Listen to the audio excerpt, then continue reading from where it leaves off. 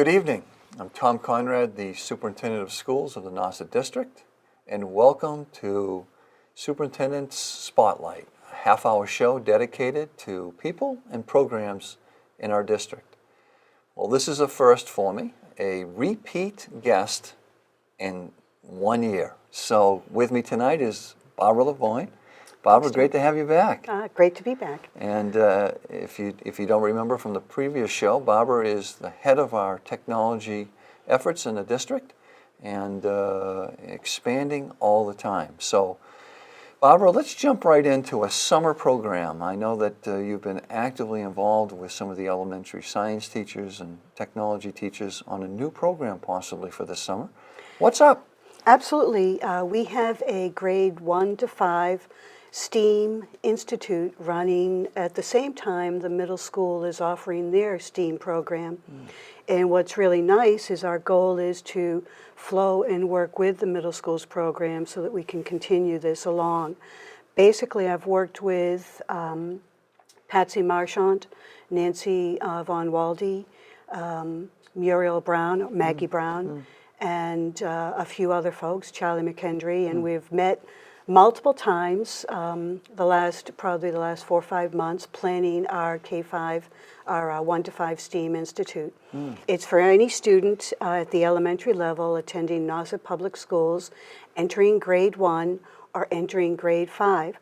So we have 3 different weeks in which we will cover design on 1 week, with animation on another week, and engineering on the final week. And it's from 9 to noon, Monday through Thursdays, and it's at our Eddy Elementary School and our Eastham Elementary School. Next year we may centralize this and just go with Orleans Elementary School, but I think Orleans was redoing their windows this year. So yeah, they've got a big window project. Sure. Absolutely. So we're very excited. We have about almost 40 kids signed up, and we probably will have a few more before we finish our registration, which ends June 2nd. We're geared up to handle 100 kids if for whatever reason we get that big number. But we're very excited to move forward and bring in science, technology, engineering, arts, and math as a summer program. The activities are not tied to the curriculum. And we're kind of looking at a makerspace concept, although there'll be some learning components, but the makerspace movement is basically allowing students, learners, to, for lack of a better word, tinker with ideas and explore things without necessarily having a structured environment such as classroom content instruction. So, Barbara, for our viewers, and this is exciting, this is a brand new initiative. Correct. And the middle school program has been in place for at least a couple of years, right? I believe this is their 3rd year. This will be their 3rd year. Yeah, and Brandy Jackson, along with Maxine Minkoff and several other teachers, basically run that program. They do a lot of the same kinds of things as we do, I think at a higher level, at a bit more involved, because of course you're dealing with 6th, 7th, and 8th graders. Sure. And they have several 3D printers, so their program's a little bit different. They do a lot of water and environmental activities and things like that, but it gets great review, great buzz, and a great opportunity for students to learn. So we're trying to expand this down into the elementaries. Absolutely. We want to kind of, we want to expand up to our middle school and just kind of keep the program going. So next year we'll build upon that, and we'll work more closely with the folks at the middle school to make sure that we're complementing each other in terms of what the programs offer.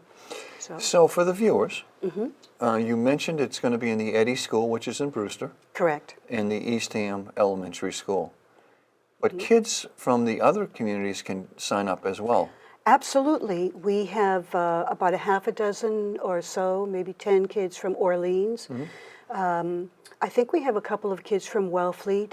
Our goal is to pull in students from all 5 elementary schools and make this a something open to everyone, not just one particular district.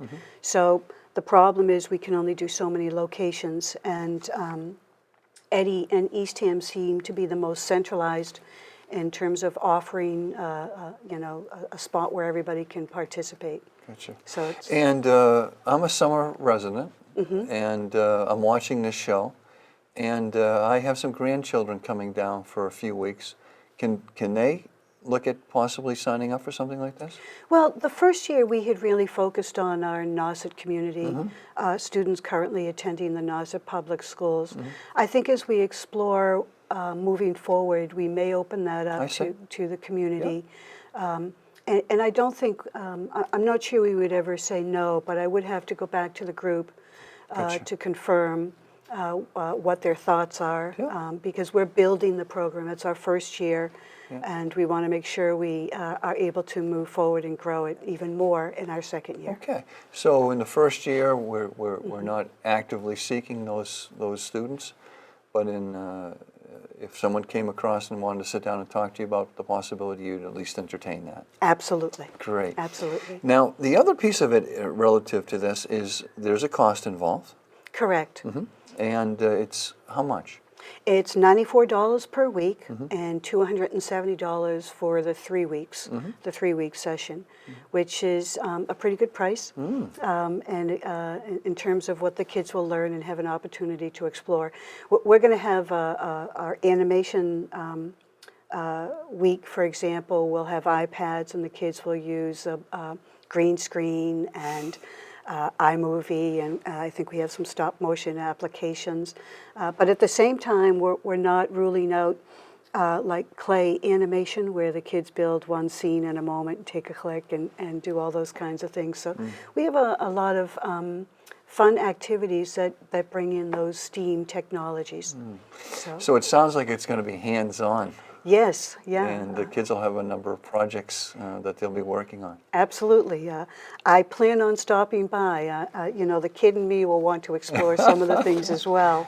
So, and of course, I invite any member of the administration Sure. to stop by as well. Well, that's a great step forward for us, and I know at times that parents are looking for different learning activities for their children to be involved in, and I think it starts with us in our own schools to try and start to develop these programs. So congratulations on Thank you. stepping forward Thank for you. that. Thank you. It's a team effort. There you go. Yeah.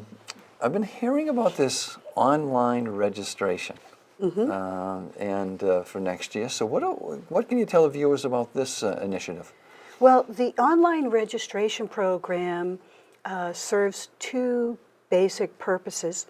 The first is to allow parents who are entering the community for the very first time to register their child completely online, not necessarily popping into the school to pick up a packet, but doing it so they could, from the comfort of their home on the West Coast, they could register a child at any one of our 7 schools. The second really important piece is to cut down on paper, and all of that element that goes with that. We're trying to standardize our registration process.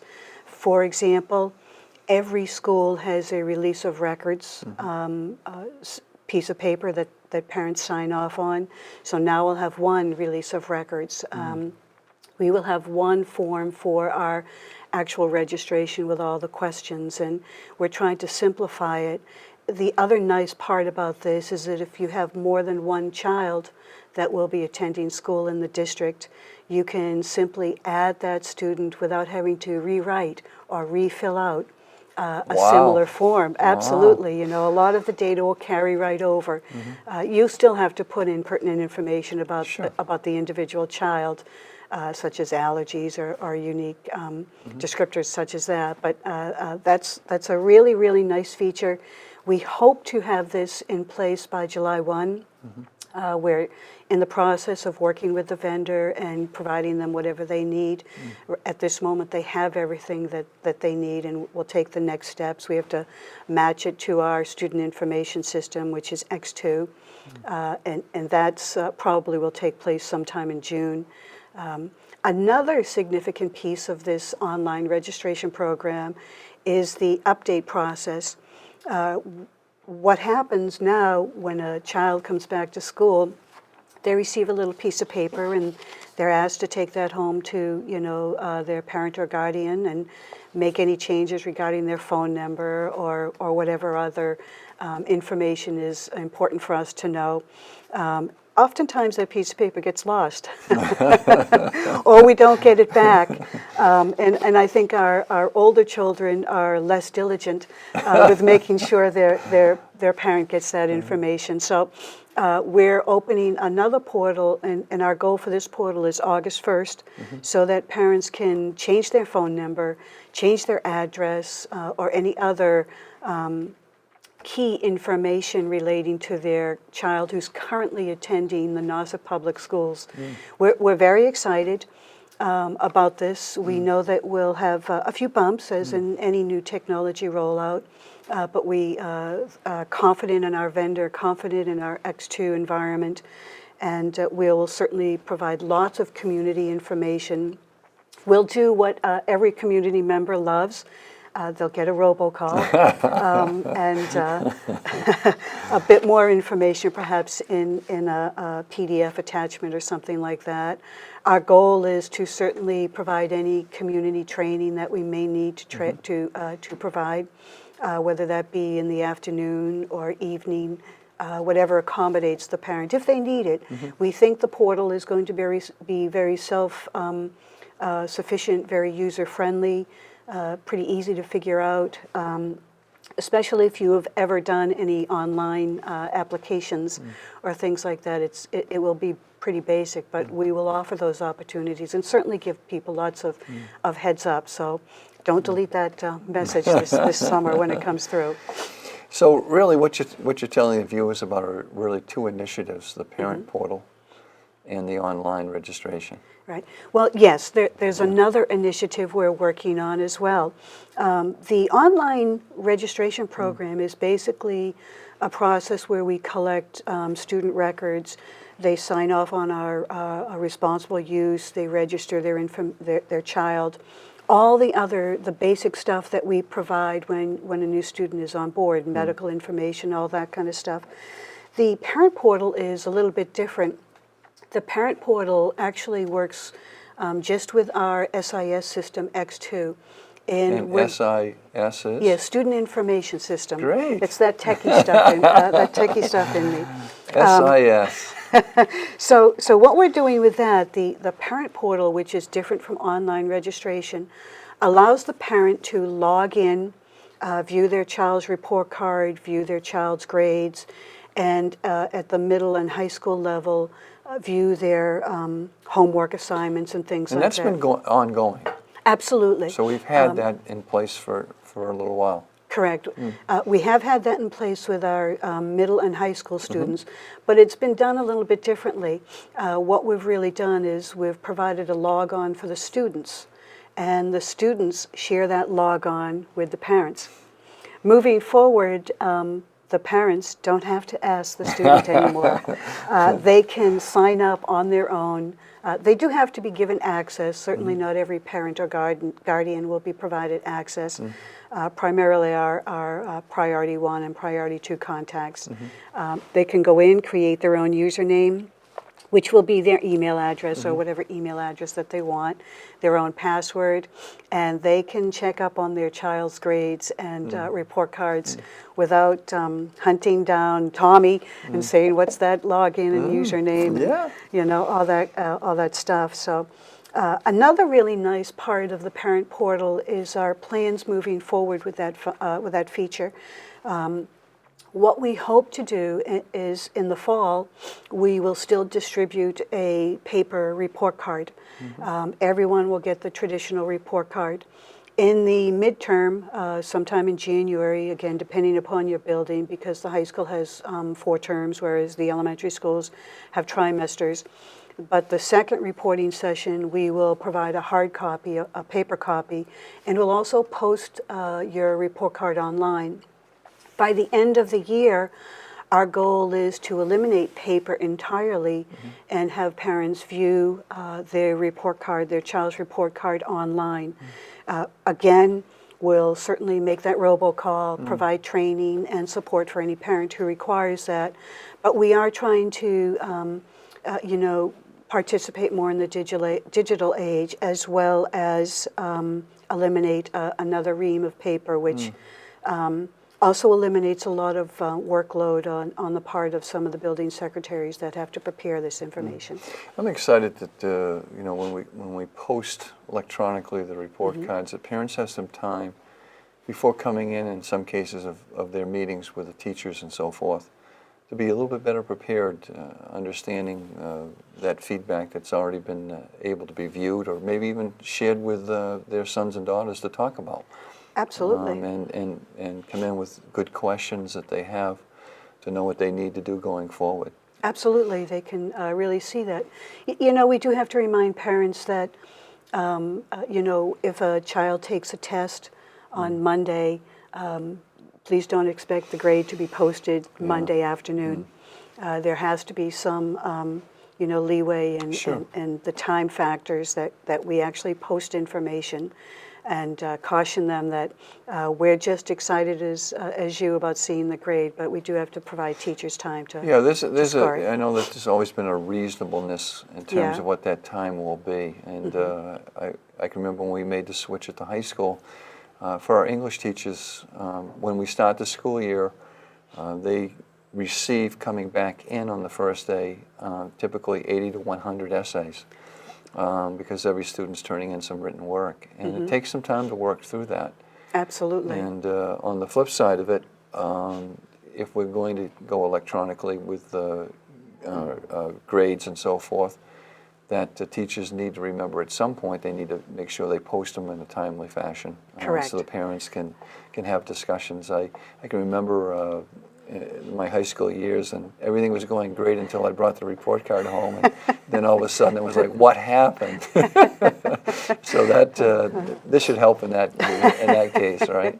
Yes, because the report card will definitely get home on this occasion. No, I lost it on the bus. The dog ate it before you got home.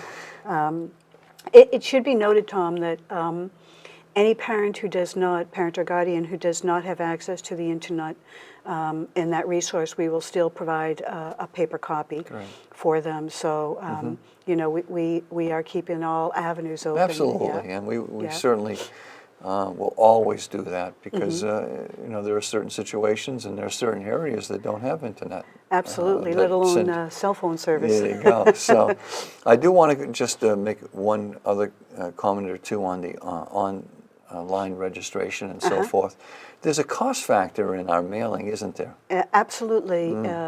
It was a very expensive proposal to get started, but it's a convenience that I think our parents and our community would like, and it moves us forward to streamlining some other services and providing some more attention and detail to people who walk in the door with questions and things like that. Sure.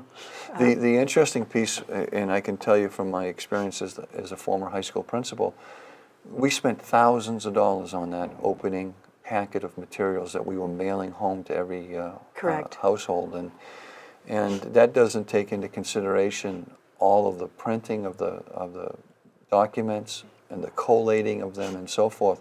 It was quite a task. And it sure was. You have someone like Wendy Spampanato, who, we have 1,000 kids at the high school.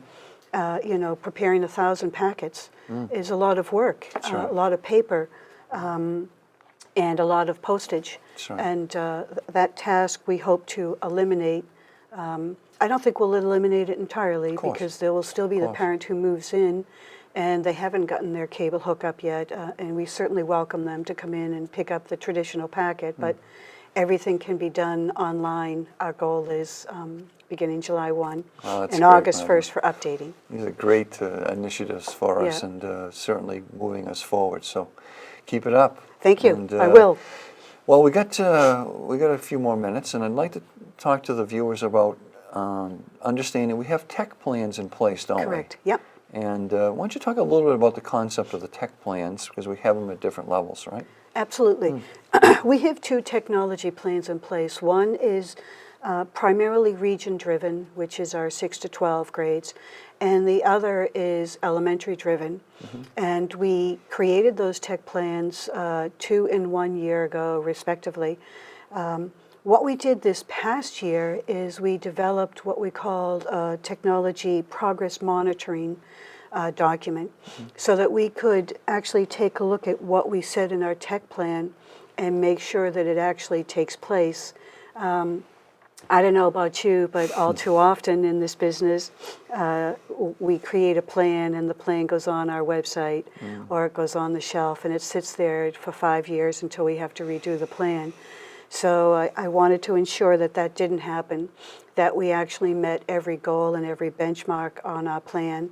So we've put together 2 monitoring plans. One is for our K-5 blueprint, and one is, of course, for the region. And in each item, it takes the benchmark that we've identified in the plan, provides a goal, explains the goal, provides an action step, and provides a status. So I presented those to you, I think, last week. Right. And it will ensure that we meet everything that we're actually trying to do, and provide information, solid foundation. Barbara, I know that you don't work on that individually. You have a number of people who Correct. work with you on this. Maybe the viewers would like to know what's the makeup of the group that works on this for us. The makeup, we have fabulous folks. We have several teachers, and we have my technology coordinators who participate in the group. The technology coordinators, I have one from every building, so there are 7. And we have several elementary school teachers, as well as high school teacher. We have Linda Orlandella is our technology integration specialist at our high school, but a relatively fresh, still fresh classroom teacher. So she brings a unique perspective to what we're doing. And we basically sit with the plan. We took the plan and we said, what do we need to do? How are we going to manage this? How are we going to ensure that this actually took place? What is our action plan? What is our goal for ensuring that it happens? For example, our plans called for one-to-one rollout at our high school. We've achieved that. Our plans called for one-to-one staff access to iPads beginning in July 1. We'll have achieved that for all 5 school districts. Every staff member will have an iPad. That's fantastic. It's absolutely fantastic. The technology is actually revolutionizing classroom instruction. And when you walk in there and you see the things that are taking place and the engagement that is taking place, not only with students but with staff that begin to use this, they can bring up their email just in an instant. They can bring up our student information system. They can bring up their Google Docs. Students can take notes. Students can access the internet. In the case of our high school kids, 24/7. At the elementary and middle school, we still hand them out. They don't take them home, but it's truly an amazing piece of technology. And well, the interesting piece, Barbara, is that you rolled this plan out over the last couple of years. yeah, And you have a committee of technology people working with you to measure our progress with this. correct. And since I have had an opportunity to at least begin reviewing it, what I'm most proud of is that you're giving us specific answers to each of the benchmarks to know where we've achieved and where we're still ongoing and so forth. And I think when someone reads this, and we'll be rolling this out to our school committees over the next couple of months, they'll know exactly what's happening in each of their buildings and what work still needs to be done. Absolutely.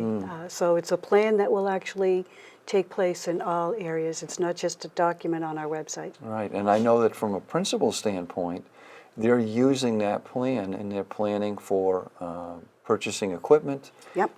or other programs that they need to pay attention to in terms of the 5-year plan.